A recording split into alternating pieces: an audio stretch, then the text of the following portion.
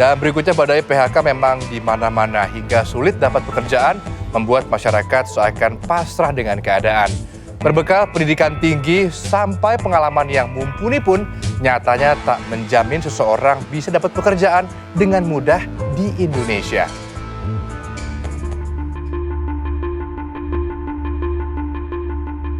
Bagai mencari jarum di tumpukan jerami. Mungkin itulah istilah yang pas untuk menggambarkan susahnya mencari pekerjaan di Indonesia saat ini. Puluhan ribu masyarakat Indonesia menganggur, mulai dari badai PHK, persyaratan yang sulit, hingga lapangan kerja yang minim. Inilah yang menjadi faktor Indonesia sulit untuk menjadi negara maju.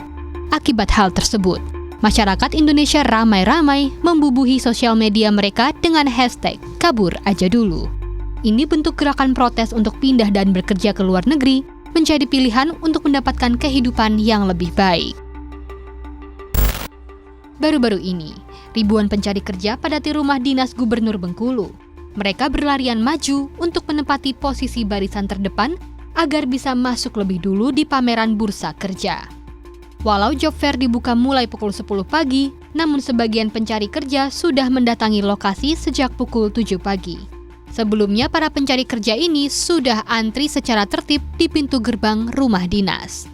Namun, karena cuaca panas, Gubernur mengizinkan peserta untuk maju lebih dekat ke rumah dinas. Akibatnya, para peserta semuanya berlarian untuk maju ke depan. Kita sih optimis. Nyangka nggak bakal seramai ini?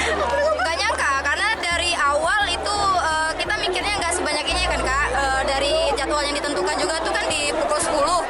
Ternyata sebelum pukul 10 udah serame ini antusias dari teman-teman kita gitu ya, para pencari kerja gitu. Pada pameran bursa kerja ini, Pemprov Bengkulu menyiapkan ribuan lowongan kerja dari puluhan perusahaan, baik di dalam maupun luar provinsi hingga ke luar negeri.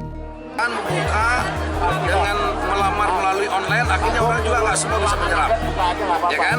Sehingga pemerintah, gedung pemerintah, yang rumah dinas gubernur dijadikan tempat bertemunya antara perusahaan, institusi yang membutuhkan pekerja dengan orang yang ingin bekerja, difasilitas secara langsung. Jadi diadvokasi sampai mendapatkan pekerjaan. Bursa tenaga kerja yang digelar Dinas Tenaga Kerja Kabupaten Purwakarta dibanjiri ribuan pencari kerja. Mereka bahkan rela antre panjang untuk melakukan pendaftaran di lokasi job fair, yakni di lapangan Taman Pasanggerahan Pajajaran Komplek Pemda Purwakarta.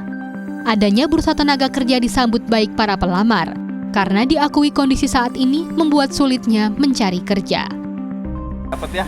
Nah, ini udah lulusan tahun berapa? 2022. Dulu udah pernah kerja belum? Udah pernah kerja. Oh, sekarang nyari kerja lagi. Bagus nggak? Bagus. Terus? Banyak pilihan ya. Wow. Terus tujuannya nih pengen ke pabrik industri atau ke yang lain gitu? Semuanya ya? Oke, kita coba semuanya.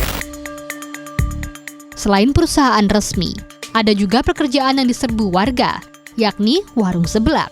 Lebih dari 1 kilometer, antrean calon pekerja yang didominasi oleh kaum hawa ini nyaris menutupi jalan depan warung seblak Bangsat di Pasar Sindang Kasih Ciamis, Jawa Barat ini. Antrean terjadi sejak Satria Maulana, seorang pemengaruh media sosial asal Ciamis, sekaligus pengusaha seblak, mengunggah informasi lowongan kerja di akun sosial medianya.